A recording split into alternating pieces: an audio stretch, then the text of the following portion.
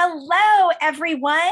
It is Tuesday night, and that means that I am here with my good friend Jen Turano, and I'm really excited to introduce you to her because her books are hilarious romantic comedies that are set during the Gilded Age. So I realized I had about 3 that are paper copies, and then the rest are on my Kindle, which is wonderful for taking them on vacation and reading them over and over.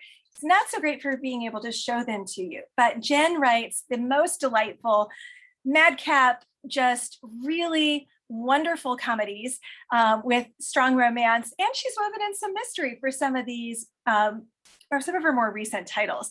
So I'm delighted to introduce you to her. And Jen, would you like to take a moment to introduce yourself? Sure. Hi, everyone. I am Jen Turano. I am coming to you from outside of Denver, Colorado.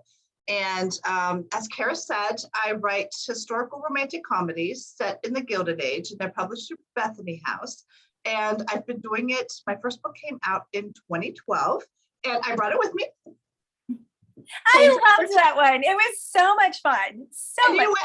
And it's one of my favorite covers of all times because, well, it just is. And I don't know if you can see in the background, but there's kind of a shade behind me. And I bought that because obviously it's not red, but it had the same look to it. So, and as Cara knows, this is my old office that I'm in. I currently write in a she shed in my backyard because of COVID, and my husband started working from home at the beginning of COVID, and I couldn't write. So there we have it.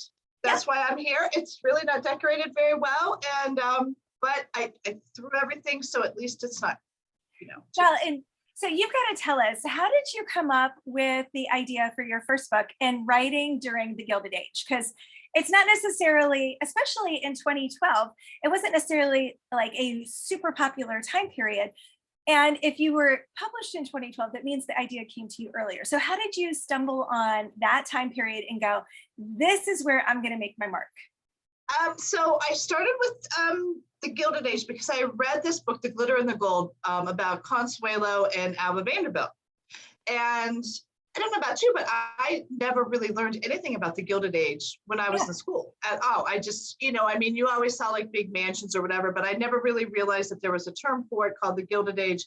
And as soon as I read about Alva Vanderbilt, I was fascinated. So then I went and I got a book about Carolyn Astor and learned that she was, the social queen bee of the times, and that there was a rivalry. She hated Alva Vanderbilt. And so the more I delved into that, there's just all this fodder for story. And, but I didn't start off writing Gilded Age when I started writing historicals. I had written a Regency. It was called A Marriage of Inconvenience. And that's the one that got me an agent who, it took me 5 years from the time I first started writing, which my first book I wrote was a middle grade book for my son.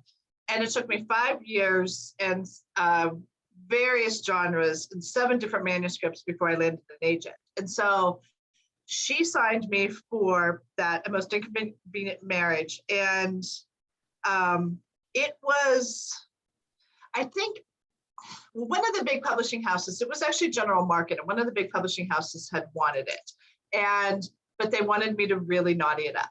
And I said, no, I would not do that. And so my agent at the time, Mary Sue Seymour, she said, I think I could sell you in the inspirational market. And I wasn't sure that she was right about that, Cara, because I have such an odd sense of, I have an odd writing style, and the humor's just out there. And so I said, well, I don't know, maybe I'm just not going to be a writer. And so when I get bothered and I get stressed, I like to clean. So I was cleaning the bathroom, and I was doing the shower, and I put those scrubbing bubbles on the shower, and I was waiting for them to clean. You know how you always hope that'll happen, but it never does, right? And all of a sudden, nice if it actually works. Yeah, it never works. But from out of nowhere, A Change of Fortune just sprang to mind. I mean, like the whole plot, I knew the characters, I knew everything. It was set in the Gilded Age, and so I said, And so I'm really a little OCD when it comes to cleaning, so I couldn't stop cleaning. So I just grabbed Post-it notes, and as I cleaned, I wrote all of this stuff down. I just plastered them all over the walls. They were on the vacuum cleaners. They were on the mop. They were on the windows. They were just everywhere. And when I was done cleaning the house, luckily I numbered them, which was smart. Yeah. Otherwise, it would have been this amazing puzzle going around. No, not that one. What was that? And so I put them on my wall, and I just sat down. And my husband came home, and he was like, "I thought you weren't going to write anymore because it'd been a long journey, Yeah. And I had certain time goals, and I was running out of the time goals. And I just had this idea. I have to write this." And so I did. I wrote it, and Mary Sue was like, "I love this." And she sold it to Bethany House within the month. And so That's I've been awesome. writing in the Gilded Age ever since. Well, There you and have it. what I love about that is it's kind of similar to when I wrote Canteen Dreams, which was my first book that sold, the second book that I wrote. And I was at ACFW. I met Tracy Peterson and her husband, who were the acquiring editors for Heartsong Presents. And I'd always said, I'm never going to write for Heartsong Presents. Famous last words. And then I started talking to him, and I love World War II history. And I knew these stories about what had really happened in Nebraska. And I said, would you be interested in something like this? And literally while I'm at ACFW in the shower, the idea for Canteen Dreams drops in my head. And I went, okay, God, then I'm going to chase that. I'm going to see what happens. And that was my first book that sold. And it won, the ACFW Book of the Year and all of that. And it was one of those, I'm like, I'm never going to do that. But I didn't have Post-it notes all over my house. Yeah, well, I did have Post-it notes over the house. And good thing I did, because it didn't take me long to write that. I mean, I wrote this book, it was the fastest I've ever written any book that I've actually published. And I wrote it in 3 weeks. And oh, that's awesome. Wasn't that great? Yeah, I wish I could do that these days. But, once you actually get those contracts and then you have all that editing and stuff, it doesn't happen. But yeah, so that's how I did it. And then, so Rayla Shane here is my editor. She has been my editor since the first book came out. And she really wanted me to stay within the New York 400, high society, and to give it like the upper crust, so to speak. So sometimes I've tweaked that a little bit. I've sent them to Chicago. I've sent them to Newport. Once I did send one to Colorado, but that was clear back. That was a match of wits. And I had gone, because I live in Colorado, I had gone up into the mountains and I found this super cute little town. I was like, this would be perfect. And I had this whole idea. And then Rayla was like, we really want you to stay in New York, high society. So you can be in Colorado, but only for 6 chapters. And you're like, okay, I'll take that compromise. So one of the questions that I asked people who are watching is, what is their favorite Jen Turano book? And I think you're going to enjoy some of these comments, because Cicely says, oh, that's a hard one. It's got to be Caught by Surprise in the series it's from. And then Nina's like, After a Fashion or Playing a Part, which are both really fun.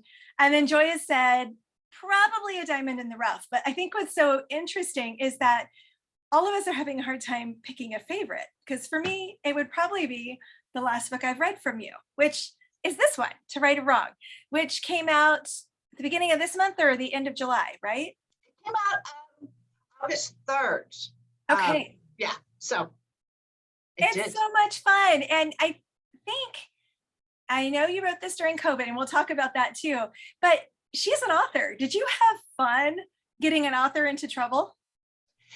I've always wanted to write an author. I do have an author in another book, The Hero. That might be playing the parts, maybe. Does he live in a castle? I don't know. I don't remember my stories. It's really bad. Well, you hit a point where you've written enough of them that they do kind of merge together. Or I'll be like, okay, the hero did this in that one, but what was his name? That's the part that I always have to struggle with, is what did I call that one? And then I've learned, my daughter has pointed out to me that I really like the last name Turner, because I have like 3 families and 3 different books that all had the last name Turner. And she's like, so are they related? Do you know my maiden name is Turner? Well, there you go. They're related to you somehow. They're all related to me. All of your characters are related to me, Cara. All of them. How small world. Such a small world. It is a small world, but it was fun writing Daphne, and she does possess some of my quirks. I mean, those are definitely me. Like the opening scene, I was outside, my allergies. I'm sorry? You dressed up like a pirate? have dressed up. I have not dressed up like a pirate before, but I have, like, there's a reason I have a pirate in this story, and there's a reason I have a pirate dog. Those are all, I did have a one-eyed dog before. But like the whole thing on the front, if you notice, there's a lot of people miss this, but she's throwing one in a piece of paper in the air. And that is definitely one of my quirks, because when I do, like when I finish a first draft, I don't know about you, but I print it out. That's how I catch even more things. I do 7 edits when I do a manuscript before I turn it into the first time to my editor. 7 edits? I do 7 because, well, I get funnier as I edit. So when, like my first go through, there might be a little humor in there, but it's like things don't strike me like they're really quirky. It comes later on in the other edit. So I do 7, for some reason 7 works for me. And then I print it out and then I read it one final time. And that's when I crumple up a lot of paper because I still find stuff. And I do throw myself on the floor, like on top of those, and I'll do the whole, put the hand over the head and I stare at my ceiling. I love it. And it's so fun when there are those little moments you can slide in some of personality. Like for me, one of my characters has a Wonder Woman Lego keychain. That's what my work keys are on. You know, I'm on my second work. Okay. Yeah. You have to slide in those little things. And sometimes some of my readers will catch stuff, like they'll have heard me speak somewhere, and then they'll be like, is that why you put that in there? I've been trying to figure out, there was one time, so this is kind of a funny story. I was working retail, I majored in fashion, and I was working retail. And so I love to go out on the floor, and I was managing this department store. For a while I was a buyer, and then I managed a department store. So I'd love to go out and interact with the customers. And I was getting the weirdest reaction ever from these men. And they kept coming up because I was running a register. And they kept coming up and they wouldn't look me in the eye, Cara. And they were like rushing out of the store. So this woman comes in and she was a very good customer and her name was Donna. And so I lean over and I go, Donna, I have a tip for you. We're getting in this new line of DKNY. It's coming in on Tuesday. Do you want to come in and see it early? And she's like, sure. And then she leans closer to me, Cara, and she goes, Jen, I have a tip for you. She's like, the hem of your skirt is tucked into the back of your pantyhose. So. Well, and one of your Gilded Age heroines is sent, I think it was to Chicago, and ends up working in retail. Is that why? Oh, that's why that's why I have a lot of department stores in my books. After a Fashion was really creative. It's got one, I think that one is that Arthur Rutherford, and he actually owns a department store. Yeah. And a lot of the interior of that department store is based on, I worked for this company called Stone and Thomas, and I started working there when I was in high school. And then I got to go down to the big store in Wheeling, West Virginia, and it had this, like the cool old, the old fashioned molding, and they had the tea room. And I worked for another department store in New York, Adam Melderman Anderson. And there's one of my books, there's a scene with an elevator with, it's got the lever and you can operate it. And so somebody said, well, that would never have happened. Well, because I was having them like going really fast. It does. I know that because I did it. And so that's why I threw that in there too, because those elevators are hilarious. And like the grates, you pull them shut and sometimes they do get stuck. And sometimes you get it, if you don't use that lever just right, you're going to get stuck in between floors. And that has happened too. So. Yeah. But you will find one of my heroines in the near future getting the back of her hem stuck in her bustle. Mm-hmm. Oh, how funny. Yes. That doesn't surprise me at all, though, because bustles, I mean, the guy who came up with that was just a sadist, because and obviously he was like, we're going to put women in their place by making them wear these big things on their butts where they can't move around. And and they're very, like, I had to, in one of my, I think it was historical costume class that I had to take. And I am not a great seamstress. I'm just going to put that out there. And I had to take all these classes like advanced tailoring. And I was always like the person who put the interface on the right side of the fabric instead of the wrong. But I have actually I've made a corset and I've made a bustle. And they are painful. And I'm sure that mine were more painful because I'm inept in it. Yeah, I was at a historical writers retreat one time that Tracy Peterson had put together, and Deanne Gist was doing a how to dress, your Victorian lady, and she actually put a corset on me, and I went, oh, my posture is so much better. And it was fun, but I'm like, I cannot imagine living in that all the time. That was Oh, I just know. torture instrument. So And I saw a video with Deanne one time where she did everything. Like she put on everything and they filmed it. I'm gonna have to look at that one again because that was great. That was fascinating. It is fascinating, and all the layers and all the different details. And I'm like, yeah, my decision is which top to put with which skirt, and away I go. And then, shoes, but that's not very exciting. So someone said you dressed up in a banana, like a banana. Oh, yeah.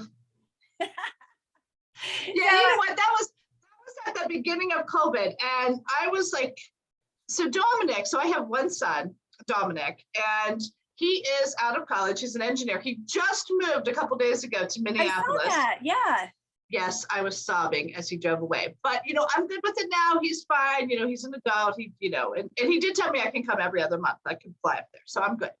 But so I was clean. He calls himself a minimalist, but it's only because he's dumped all of his stuff here. So like his place is, great. So I had gone down to the basement because again, it's COVID and it's weird. It's the beginning of COVID. It's weird times. It's just me and Al. And, so Al was up, he had set up his office in like our main bedroom because it has a view of the mountains.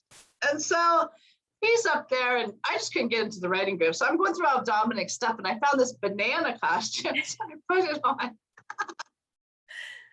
kept going showing up behind Al, like he would be on these Zoom things, and all of a sudden you would just see this banana walk. I thought it was hilarious. He thought I'd lost my mind, but and you're like, no, this is just living with Jen. But this is one of the things I love, and the fact that it takes 7 edits to get to the layer of humor that you have in your books. Actually, in a strange way, makes me feel better because any humor in mine is so accidental. It's not even funny, but your books and the humor that is in them has become something that I actually not rely on, but I have found such comfort in. I was telling you this a few minutes ago that there have been times where for whatever reason, I just couldn't find joy. And I would know when I read your books, I would be laughing out loud. And that would be like that little crack in the wall that would then let me kind of rediscover joy. And I think that's why, romantic comedy is actually so important because it allows people to reconnect with, the really important emotions of joy and just being silly. I mean, some of your humor is just plain silly, and that's so needed.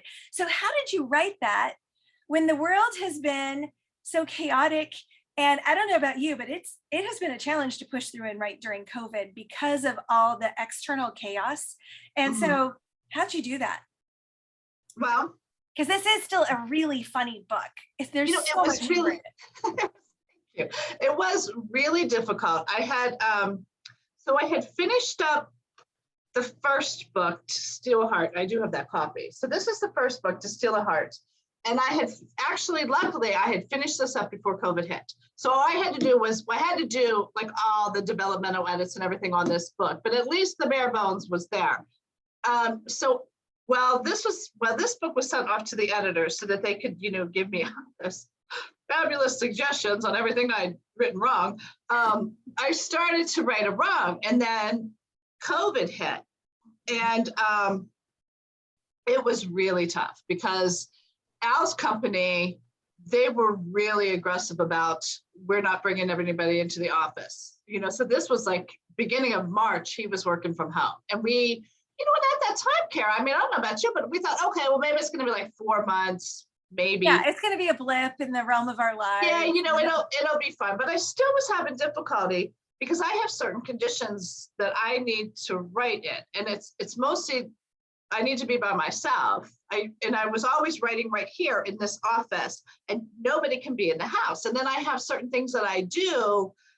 If I get stuck, I still pull out the vacuum. Like vacuuming, I just need mindless activities, or I walk through the house and I talk to myself and I talk to the characters, or and I love to put on music and I'll sing, and it's just because it's mindless. But when I was on conference calls, I couldn't do that, so it was like the first draft of To Right or Wrong, I thought was the most horrible book I'd ever written in my life, with that.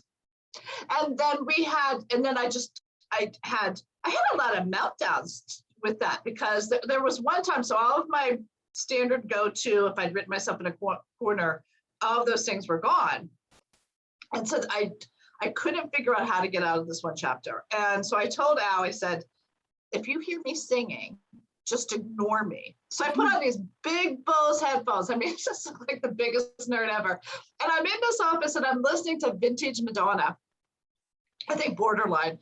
And I'm singing and I'm bebopping around this room. And I look at the doorway and Al's standing there.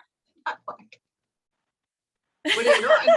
And he's like, well, that was Did you know this is my creative process? This is just how I do things. And he goes, well, that was just too adorable. And I'm like, well, I'll show you adorable. So, oh my goodness. Yeah. She shed like the next day. And so once we got that built, and that was a process inside in of itself, because you couldn't find, sheds were like in hot demand. Like everybody was, and it's just a garden shed. So we finally found one. We had to have someone come out and pour like a cement pad in the backyard, clear at the back of our house. And then we had to find somebody to build it. And so we couldn't find anybody to build the inside. So Al and the neighbors did that. And Al and I are incredibly home improvement challenged. But it's super adorable. But once I got out there, Cara, then I did like start like, things started like, shoveling the backyard with the snowstorm so I could go to work. Like that struck me as hilarious, so then I would get in a better mood. And then it was like, okay, I can do this. And it got you back in that mindset of, okay, here's my space. I can work. I can do this. And yes, because it was chaotic when everybody comes home. And fortunately for me, we came home at spring break. And then by August, I was back on campus because I was teaching face-to-face all of last year. But it was hard to be creative during that time period because all 4 kids were home and Eric was working from home. And I'm like, I have this home office that's now been invaded and I couldn't go to campus. I was like, So it was, Joey wants to know, do you vacuum the she shed? I do. Well, you know what? I have one of those orbit things. So her name is Rosie. And so from the Jetsons, because is that like so Jetson or what? Right? Remember Rosie the robot on the Jetsons cartoon? So her name is Rosie, and she's just out there. And she just does her thing, and I have a little feather duster I dust, and I will. The next time you have me on, I will try to go from the she shed because I'll get that. I did buy a Wi-Fi extender, and I was going to plug it in yesterday so I could do it from my she shed. But then I read the directions, Cara, and it said you have to plug it in first in whatever room your router is. And again, it's like 100 degrees here, so I just didn't have it in me to walk across the yard, come and do that. Yeah, it's been crazy. So you've got your she shed, and you have killed your characters and resurrected them. I did. So what's next? Because To Right or Wrong, which just came out in August, is so much fun, but you've got one more book in this series, and then what are you going to do next? I mean, the Gilded Age, there are so many stories. It's too bad you couldn't set something like at the Biltmore, because that's really kind of fun. Well, you know what? I will hit the Biltmore. It was built 1885-ish, wasn't it? You know what? It's a little bit later than where I am right now. Like right now, I think this book is at 1887. And they might have been, it was one of the older. Yeah, 1887. Is that when it was built? Okay, yeah. So the Biltmore was being built a little bit later than where I am right now. So, but I do have plans to go to have something around the Biltmore. So I have, this is Daphne's story. I actually have a book. Someday there's a World War II story at the Biltmore that I want to write. That book. Yeah, I haven't read it yet, but it's on my research shelf. Well, look and see when it is, because I swear it's like right around, I wanted to say like 19 when? 1888, it looks like. 1888. Okay. Because So, I just remember going there and seeing the swimming pool, and this will show you that I write romantic suspense, because I'm looking at this in-ground swimming pool that has electric lights in like the 1890s and going, well, that's a good way to kill someone. ooh, yes. Water, Because electricity, late 1800s, and like they couldn't have gotten it all right. they couldn't have. And you know, to prove that point, Cara, my neighbor is an electrician, but I didn't have, they were debating on how to get electric into my shed, which I still need to do right now. It's just got this big, like one of those heavy duty, you know, professional extension cords, because we can't find anybody to dig the ditch, right? Well, my neighbor is an electrician, and I don't think, he's probably not watching this, so I can tell you this, but I was a little hesitant to even consider him because he put a goldfish pond in his backyard. Those goldfish were electrocuted. So But it was so funny because the first time we were there, I walked through and I went, I'd kill someone in there. and you Totally make it a murder mystery. So Corky wants to know, and this is actually a fantastic question. How do you come up with your great character names? Because they are a hoot. So how do you come up with all of those? you know what? I do a lot of, I pour through old obituaries from like the normally I go like 1860s, because then I figured my characters are going to be in their 20s in the 1880s. So I go through those, and then I shake down my friends when they're looking into their, they do ancestry.com, and case in point, Temperance Flower Dew. I get so much grief from people about Temperance Flower Dew, like that I made up that name, and I don't make up any of the names at all. They're all actually historically accurate. They might be obscure names, but they were around in the 1800s, right? So Temperance Flower Dew came about because one of my girlfriends from high school, Sonia West, she was looking into her ancestry, and she found on her family tree that one of her great grandmothers was named Temperance Flower Dew. And she told me that, and I said, may I have her? Borrow that? Yeah, and she's like, of course you may have her, use her. And then she goes, I also have a Mercy Minor. So Mercy Minor's in that same book. I had to use that one too. And then Miss Lucetta Plum, from playing the part, I was reading that book, and a writer friend of mine, Rick, had called me. We were discussing the chapter. And it's a different Rick than the ACFW Rick. So this Rick and I are discussing this chapter. And I said, my hero is Isaac, is giving me the hardest time ever. He goes, Jen, every time I hear the name Isaac, I think of Isaac from the Love Boat.